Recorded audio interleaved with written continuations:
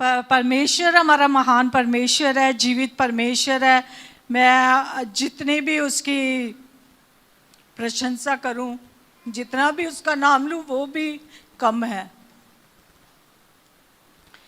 मुझे नहीं मालूम कि मैं कैसे शुरू करूं और कैसे अंत करूं, क्योंकि परमेश्वर मेरे लिए हर समय भला है, वो मेरे लिए जीवित है। क्योंकि हम जीवित परमेश्वर को पुकारते हैं, क्योंकि अगर जो इंसान मर जाता हम उससे कोई बातचीत नहीं कर सकते, ना वो हमसे कर सकता है।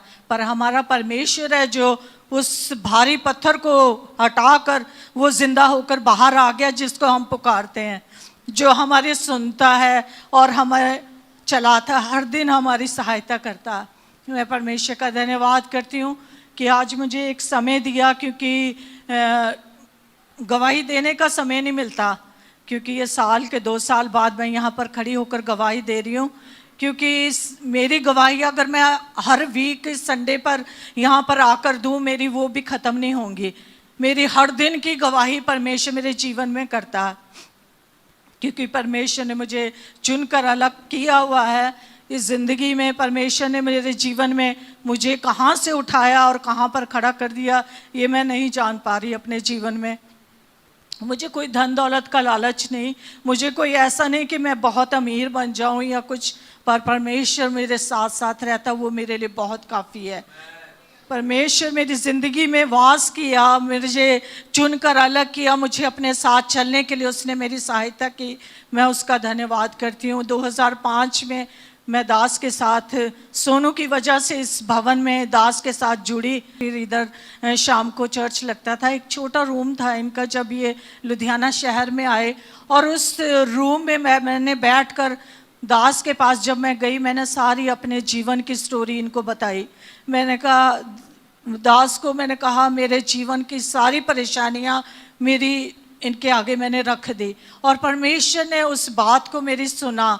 और दास के साथ जब मुझे जोड़ा 2005 से लेकर अभी तक 2023 तक, परमेश्वर ने मुझे वफादारी से इस भवन में जोड़े रखा। क्योंकि परमेश्वर के साथ जब हम वफादार होते हैं तो हमारे परमेश्वर भी हमारे साथ वफादार बना रहता है। क्योंकि हमारा परमेश्वर, मैंने जो भी ब्लेसिंग पाई इस भवन से पाई, मैंने और कहीं से नहीं पाई, पर मैंने जब से इस भवन में इस दास के साथ जुड़ी हूँ तो परमेश्वर ने मुझे उठाया। क्योंकि मैं जब परमेश्वर के साथ चलती नहीं थी, मैं इस वचन को उठाती नहीं थी, मैंने कभी उठाया नहीं, मैंने कुछ पढ़ा नहीं इसमें से, ना मैंने जानने की कोशिश की, ना मैं प्रार्थना करती थी। पर परमेश्वर ने जब से ये वचन को उठाने के लिए मुझे जिस दिन से बोला, मुझे नेक्स्ट डे से परमेश्वर ने मुझे उठा दिया। क्योंकि ये वचन को जब तक हम उठाएंगे नहीं, इसको पढ़ेंगे नहीं, क्योंकि मैंने वचन, ये बाइबल को स्टार्ट किया हुआ अभी कुछ महीनों से स्टार्ट किया, और इसमें लिखा हुआ है कि वचन में लिखा, मैंने एक जगह वो बात मुझे बड़ी टच की कि इस वचन की जब बातों को हम पढ़ेंगे, इसके ऊपर चलेंगे, तो हमें परमेश्वर उठाएगा, हमें आशीषित करेगा। जब तक हम इस वचनों के ऊपर चलेंगे नहीं, जब इसको मानेंगे नहीं, इस पर विश्वास नहीं करेंगे, तो हम कैसे उठ सकते हैं। तो परमेश्वर का धन्यवाद हो कि मुझे आज तक परमेश्वर ने सिद्ध बनाकर, परमेश्वर ने मुझे वफादारी से यहाँ पर इस कलीसिया से जोड़ कर रखा। मैं वो परमेश्वर का धन्यवाद आगे भी, क्योंकि परमेश्वर ने बीते हफ्ते में बोला था कि हमारा शुरू अगर हमारा अच्छा ना हो, पर अंत अच्छा होने पाए। अंत अब अच्छा, मैं परमेश्वर से कहती हूँ मेरा अंत अब अच्छा हो, क्योंकि मैंने शुरू में तुझे जाना नहीं, बहुत साल मैंने अपनी ज़िंदगी के गवा दिए, पर अंत मेरा अब अच्छा होने पाए। क्योंकि मैंने अपनी ज़िंदगी में 15 साल मैरिज के बाद मैंने कोई खुशी नहीं देखी, मैंने अपनी ज़िंदगी में कोई भी आनंद नहीं पाया, मैंने हर एक परेशानियों में से गुजरी। पर परमेश्वर के वचन को जिस दिन से उठा लिया, दास के साथ मेरी मुलाकात हुई, दास ने कहा आपको एक नाव में पैर रखना पड़ेगा, एक तरफ होना पड़ेगा। मैंने एक निर्णय लिया, बहुत लोग विरुद्ध हुए, रिश्तेदार विरुद्ध हुए कि ये उस कलीसिया में गई है, उस कलीसिया से जुड़ी है, पर मैंने कहा खुदा मैंने तेरे साथ परमेश्वर चलना, मुझे एक कलीसिया में जोड़ के रख, ताकि मैं उससे कुछ सीख सकूं और उसके साथ मैं बढ़ सकूं। परमेश्वर ने मुझे आज 18 साल 19 साल जो भी जितने साल हो गए, खुदा ने मुझे इसी कलीसिया से जोड़ा और आज कहाँ पहुँचाया। मैं अपने बच्चों को उस समय सोचती थी मैं पढ़ा नहीं पाऊंगी, पर आज मेरे परमेश्वर ने मेरे बच्चों को कहाँ पहुँचाया मैं नहीं जान सकती। ये मेरे लिए बड़ी बात नहीं कि मेरे बच्चे फॉरेन चले गए या मैं फॉरेन जा रही हूँ या मेरा वीज़ा लग गया। मैं इस बात के लिए यहाँ पर नहीं खड़ी हुई, मैं इस बात के लिए खड़ी कि परमेश्वर ने मुझे कैसे चलाया, कैसे उसके साथ मैं चली हूँ। और परमेश्वर ने स्टेप बाय स्टेप, ये नहीं कि मेरे जीवन में मुश्किलें नहीं आई, परेशानियां नहीं आई, पर परमेश्वर ने मुझे शून्य से उठाया, शून्य से उठाकर आज परमेश्वर ने वो दिन मुझे दिखाया। क्योंकि बीते समय में मेरी गवाही थी कि मैं एक बार वीनस ने जाना था दुबई में, और मैं उस समय परमेश्वर के इसको जब हम एयरपोर्ट पे छोड़ने गए, तो मैं उस समय उस एयरपोर्ट पे मैं फर्स्ट टाइम गई थी। एयरपोर्ट पे मैं खड़ी होकर मैं खुदा से कह रही थी अपने मन में, मैंने किसी को बोला नहीं, इनको किसी को नहीं बोला, मैंने कहा खुदा मुझे भी कभी जहाज में बिठाएगा। मैं ये बात अपने मन में सोच रही थी। मैंने कहा खुदा मुझे भी कभी बैठना है यहाँ पर इसमें, और मुझे भी ले जाएगा किसी देश में दूसरे में। मैं इस बात को बोलकर वहाँ से आ गई, और उस समय पे वो खुशबू का रिजल्ट नहीं आया हुआ था, और वो मैं उसने एग्ज़ाम तो दिया था, रिजल्ट नहीं आया। पर हम जब इनके घर में इसको छोड़ के तरन तारण में गोलू के घर में गए, और वहाँ पर जब हम एंटर किए और मुझे फ़ोन आ गया खुशबू का कि मम्मी मेरा रिजल्ट आ गया और मैं पास हो गई। तो खुदा कैसे हमारी मन की बातों को सुनता है वो उसके आगे, क्योंकि वचन में मैं अभी पढ़ रही थी, भजन संहिता में लिखा हुआ है, भजन संहिता 66 की 8 में लिखा हुआ, हे लोगों हर समय उस पर भरोसा रखो और उसे अपने अपने मन की बातें खोल कर कहो, क्योंकि परमेश्वर हमारा शरण स्थान है। मन की बातें, मैं अपने मन की बातें हर बात परमेश्वर से खोल के कहती हूँ, क्योंकि मैं चलती हूँ, किचन में जाती हूँ, वॉशरूम में जाती हूँ, रूम में जाती हूँ, मैं हर समय परमेश्वर से बातचीत करती रहती हूँ। और परमेश्वर मेरी प्रार्थनाओं का सुनकर उत्तर देने वाला परमेश्वर है, वो हर समय हमारे संग चलने वाला खुदा है। मन की बातें, मैं अपने मन की बातें हर बात परमेश्वर से खोल के कहती हूँ, क्योंकि मैं चलती हूँ, किचन में जाती हूँ, वॉशरूम में जाती हूँ, रूम में जाती हूँ, मैं हर समय परमेश्वर से बातचीत करती रहती हूँ। और परमेश्वर मेरी प्रार्थनाओं का सुनकर उत्तर देने वाला परमेश्वर है, वो हर समय हमारे संग चलने वाला खुदा है। तो हम उसको हर एक मन की बातें अपने खोल कर उसको बताएं, और वो हमारी हर मन की बातों को सुनने वाला खुदा। क्योंकि मैं छोटी छोटी बातें हर एक परमेश्वर को बताती हूँ कि परमेश्वर तू मेरी इस बात को सुन, और उसके एक सेकंड में ही परमेश्वर उसका उत्तर दे देता है। एस्थर आंटी की गवाही हमने सुना है।